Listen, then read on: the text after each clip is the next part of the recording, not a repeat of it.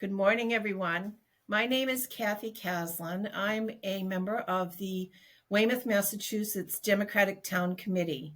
And this is kind of our inaugural attempt at doing a Facebook page. I'm here with Michael Grafton. He's the chairman of our town committee. And we're just going to talk a little bit today about the Democratic Town Committee, how you can get involved, and before we start that, I'd like to ask people to please click the like button and subscribe because that will help move the YouTube page out so that people can find us. So, good morning, Michael. Thank you for Good being morning, my Kathy. first. Thank you for inviting me to you know, speak. yeah, We don't have a timekeeper like we usually do at our meetings, so I'll try no. to keep track of my own talk. So my name is Michael Grafton. I'm the chair of the Weymouth Democratic Town Committee. Each town in Massachusetts has a town committees for the parties, Republican Party, Democratic Party, and if there are enough people, the Green Party and the Libertarian Party. Every 4 years during the presidential primary, the towns get to elect their nominee for the president of their party and the members of the various town committees. So this year, March 5th, is our presidential primary for the year 2024, and we will have ballots for Republicans and ballots for Democrats. So if you're a registered Democrat, then you would pick the Democratic ballot and you would get to choose whoever you would like for your nominee for the president. In this case, there are three people on the ballot: Joe Biden, Dean Phillips, and Marianne Williamson. And then you would get to choose your members of your local town committee. Also, there could be a slate, so you could choose the slate. Instead, there are up to 35 people that towns get to have on their committee, and we have a full slate on our committee, so you can just check off a button rather than pulling and checking 35 names. It's easier just to check the button for the slate. If you are unenrolled, then you get to choose which party you want for the primary. So if you may choose, depending upon what is important to you during the primary season, if it's the president and who you want to nominate for president, then that's the party you would choose. If in fact there's not there's not really much of a competition for president, you may want to choose the ballot for the town committee. So in this case, if you are interested in the town committee, the Democratic Town Committee, you would choose the Democratic Party ballot. If you were interested in the Republican Town Committee and the members on that, then you would choose the Republican ballot. So that's how that works for the primaries. In the general election in November, there are no ballots to choose. Everyone gets the same ballot. It's a general ballot. So that's how you elect your Democratic Town Committee members. I'd like to also add too that so people understand that in Massachusetts, unenrolled is the same as independent. So if you consider yourself an independent, that's why you would choose unenrolled. I just found that out recently, so I thought it was pretty cool that I'm old and I can still learn things. Yes, the reason why it's called unenrolled in Massachusetts is that historically there was a party called the American Independent Party, but it was not people who were independent. It was actually a far right party, and so the state wisely chose to change the terminology for the people who were not registered in that party. Now, the other thing about elections is that Massachusetts is one of those few states that I know of that actually has two primaries. So March 5th is our presidential primary. That's when you elect who you want for president and who you want for your town committee. The state also has a state primary that is for congressional seats, state representatives, state senators, and maybe there might be ballot questions, I'm not sure. And that is in September. I don't know the exact date right now. Normally before a primary, you should probably make sure that you register in time, which is 10 days before the specific election. So in this case, if you want to be able to vote March 5th, you better register, I would say no later than February 20th. Make sure that you fill out all that information correctly, get it into your town clerk's office, and then check on the Secretary of State website afterwards to make sure that it's all recorded correctly. And Kathy has the links to the Secretary of State website, both for registering and also for checking up on your registration status. You'll find it in the comments page underneath this video. I also wanted to add that you can register to vote in the town clerk's office. You can register in person up till the day before an election, and I think you have to do it by 3:00. So we wanted to get that information out to people.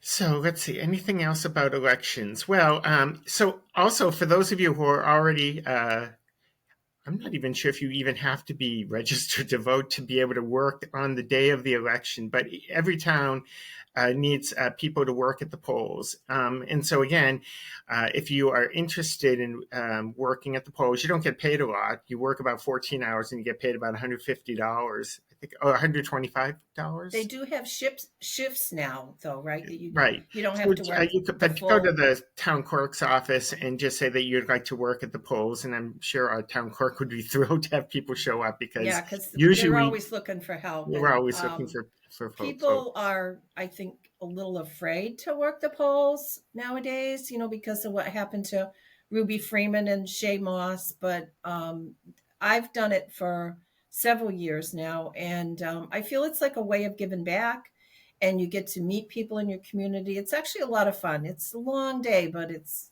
a lot of fun.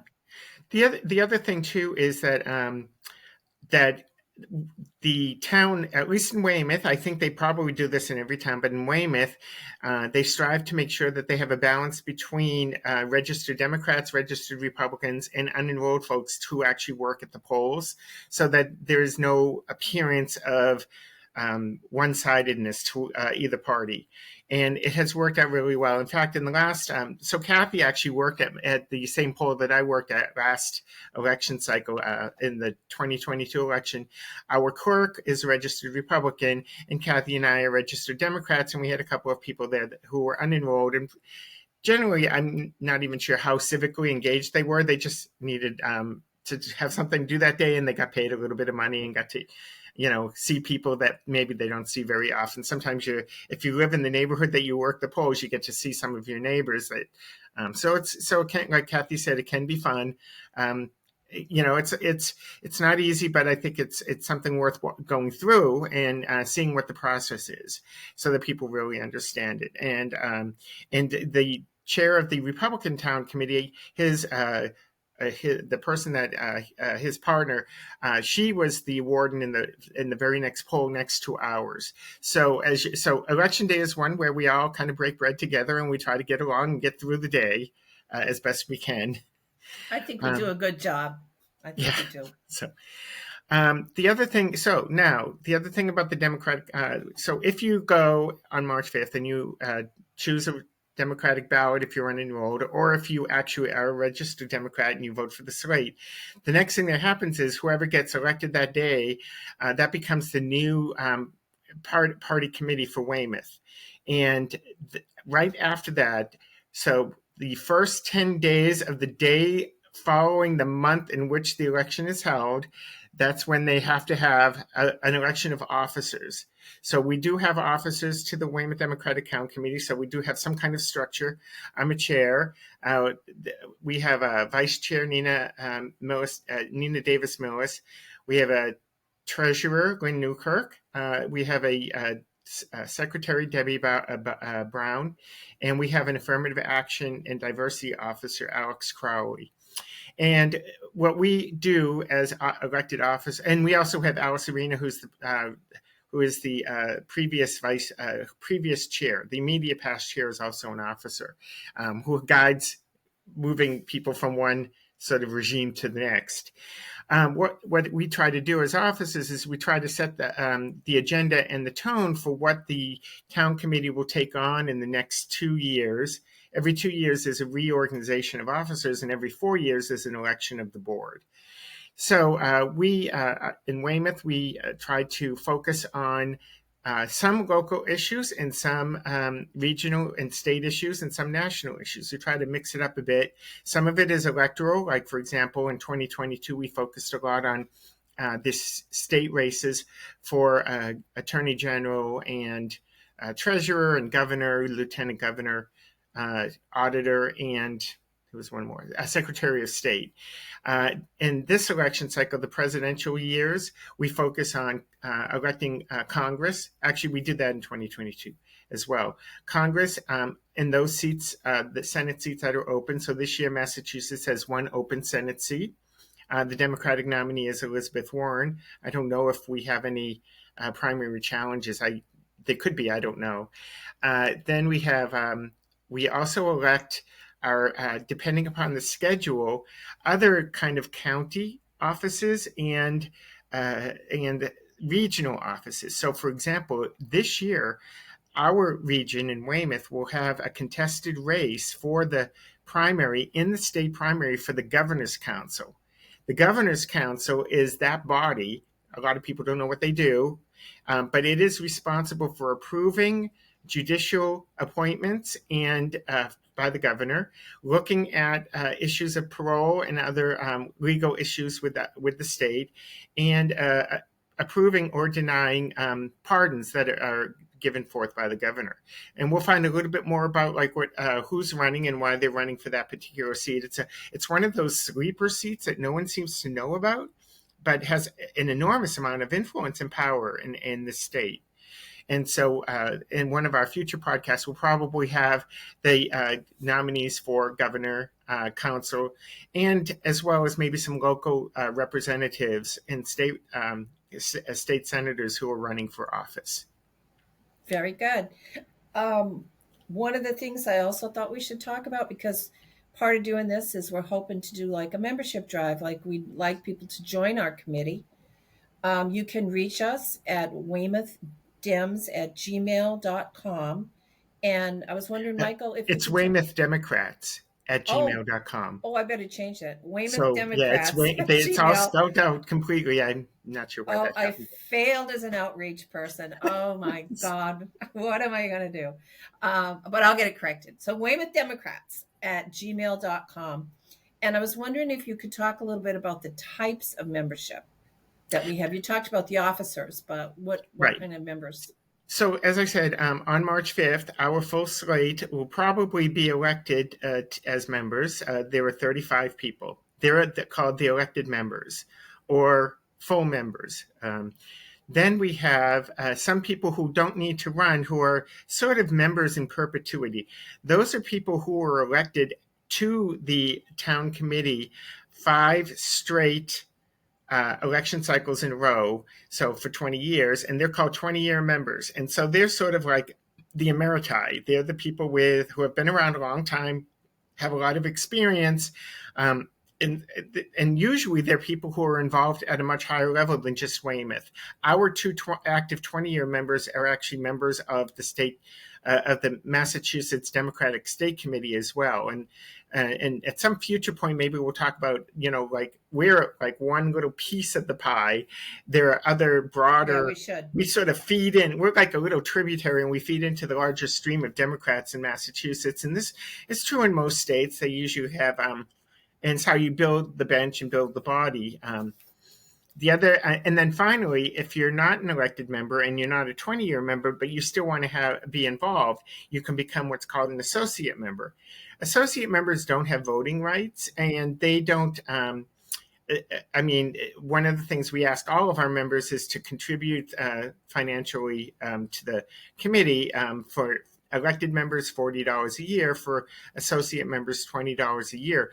But if you're an associate member and you're active with the committee, the good thing about that, and that's how I became on the elected eventually, was that people leave the committee over the period of over the course of the 4-year term of office for various reasons. Some people leave because they move out of Weymouth. Some people leave because they're running for public office and they want to give up their seat because once you're in public office, I believe you have a role anyway with the town committees once you get elected.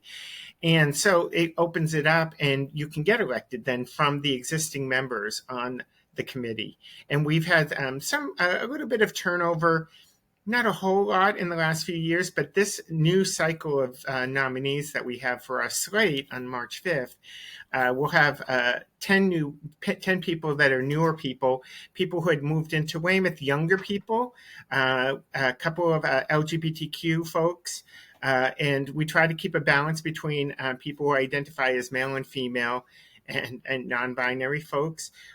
We'd like to get more diversity in that membership as well, in terms of making sure it reflects the racial and disability and age and familial demographics of Weymouth. We'd like to really kind of get a different mix of people in there that really reflect what Weymouth has become over the last 5 years or so. And what else was I going to ask you about? We talked about the different types of membership. When are our meetings? Oh, so we have our meetings every fourth Wednesday, normally every fourth Wednesday of the month, at the Weymouth Tufts Library. It's at 46 Broad Street. It's a multimedia room that we use. So all of our meetings, as many of our meetings as we can, we make hybrid with Zoom so that we can have people show up in person. Because like many people, I'm kind of sick of Zoom. I like to actually be with people in person, but some people can't make it, and so Zoom is a really good alternative to make sure that we get people in there to attend the meetings, even if they can't be there in person. And Weymouth, I don't know how the other Democratic town committees in the South Shore do this, but Weymouth is trying to focus each meeting on a specific policy area of some kind or local government, and then add in at the end of the meetings, usually if there's some kind of electoral issue going on, a campaign of someone running for some office, then we'll try to fit that in. So we've, in the past year and a half, we've discussed water and development in Weymouth, election integrity, and the roles of the registrars who are elected, who are appointed by the mayor to work with the town clerk to make sure that we have smooth and fair elections, reproductive rights, and gun, the current state of gun safety changes that are being made in Massachusetts. And what was the other? There's one more. Oh, and schools. The importance of making sure that people pay attention not only to the presidential race and their congressional races and maybe their state senate and state rep, but also to pay attention to the local committees. Like this in Weymouth, we have 3 elected bodies. We have the town council, the mayor's office, and the school board. And so these are people that often get in and they're sort of under the radar. Sometimes people don't know them. Get to know your candidates for local office, no matter how, minor you might think that office is, because they may be people that will wield a lot of power with budgets and policy in your town. And sometimes they move up to to the state level or regional level bodies. So it's really important to be sort of aware of your governance structure in your town.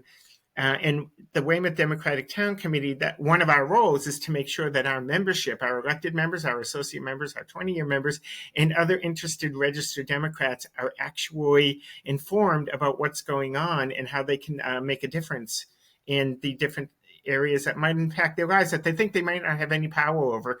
Everyone has a voice and people should be able to use it. And that's one of the things that we try to promote. I wanted to add too that the thing with the district counselors and why you should know who they are is that they are sometimes a good advocate for people in their districts, and so you should know who they are so you can contact them about problems in your neighborhood that are going on. I found that the one that we had in the past was very helpful with some issues going on.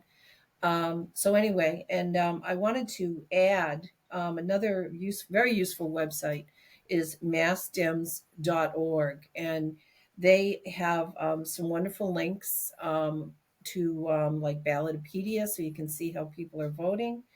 And one of the comments that and how to vote, how to contact your town clerk, And again, as we've already discussed, going to the Secretary of State's website to ensure that you are registered to vote so you can vote. And from massdems.org, they talk about the town committee, and they say that town committee is the eyes, ears, and boots on the ground of the mass Dems, the statewide mass Dems.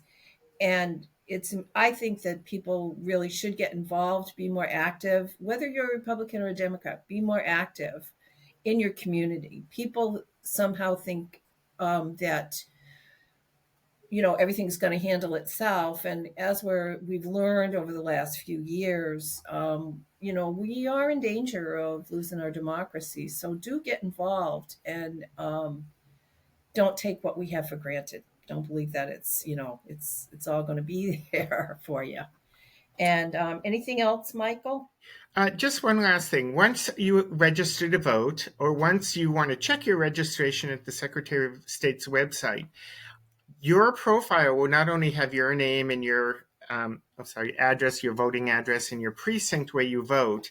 And by the way, that's important because in 2020, we had our 10-year census, and even at the local level, some people's voting precincts changed. They were redistricted based upon the results of the census. So when you check that, you'll get your precinct and you'll get where you vote, the location.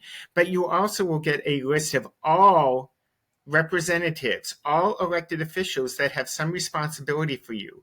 So it will be your senators, Ed Markey and Elizabeth Warren. It will be your congressperson. So in Weymouth, that would be Stephen Lynch. It will be your state representatives, which would either be Ron Mariano or Jamie Murphy. We have two state reps that kind of straddle parts of Weymouth.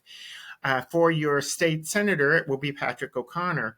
And then it will also have your county elected officials, your governor's council, Chris Ainella, our county commissioners. We have three of them. I can think of Rick Stady as one. I can't think of the others. Your sheriff, who's also an elected official, that's Patrick McDermott. Your registrar of probate, I think, is an elected official, and possibly your registrar of deeds. These are the people that are responsible for your wills, your estate, your home, your homestead abilities, your ability to protect yourselves with property issues. And your county treasurer, Mike Bellotti, I think it's Mike Bellotti, and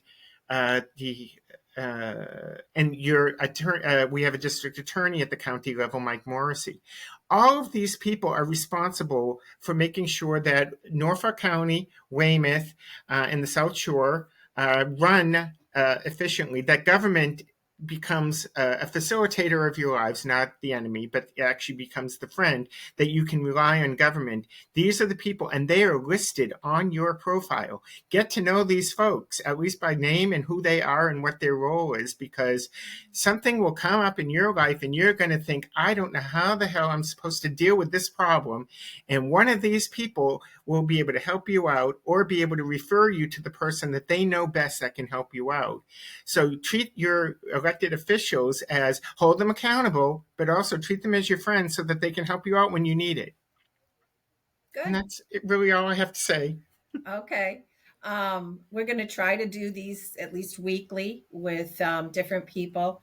I'll be the host sometimes, the producer. Other times, you'll have some other talking heads in here, and we want to talk about issues in the town, issues on the South Shore. We may even discuss banned books. Who knows? And there's a lot for us to get together with you about. And one of the reasons for doing this is we felt that people think they know how government works, but honestly, a lot of people don't. And so it was sort of a way to educate people and hopefully get people more involved. So thank you for putting up with us today. And I think that's about it. Michael, how about you? I think that's it. Thank you, Kathy, and thank you all for watching. And I hope that you've learned something.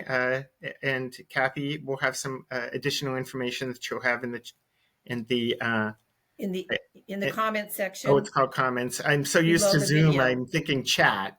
Yeah, I know. In the comments section, I'm going to add the info about mass Dems. I think I forgot to put that in there, And I hope I put our email right. Otherwise, people won't be contacting us and then I'll be in trouble. Okay. So, Well, I'll just repeat. Our email address is Weymouthdemocrats at gmail.com. All small letters, all together, no dots or anything in there. So Weymouthdemocrats at gmail.com. I check the email at least once a day for people who are either interested or for, I get a lot of email from people running for office or for people from maybe at a future meeting, we'll talk about our Beyond Weymouth, what kind of groups are out there that actually kind of connect us to other Democrats in the regionally and in the state. And I get a lot of email from the other different groups on the South Shore and Boston area. So it would be interesting to hear from them. It sure would. So, okay, well, thank you, Michael, and thank you, people who tuned in and watched us. And hopefully, we'll get a little better and a little more tech savvy yes, as time goes on. Um, but and thank you for being my timepiece and director, Kathy. Yeah, it's I was told he has to be kept to a certain time limit. So, and all right, so thank you, and we'll be in touch again. Bye now. Bye.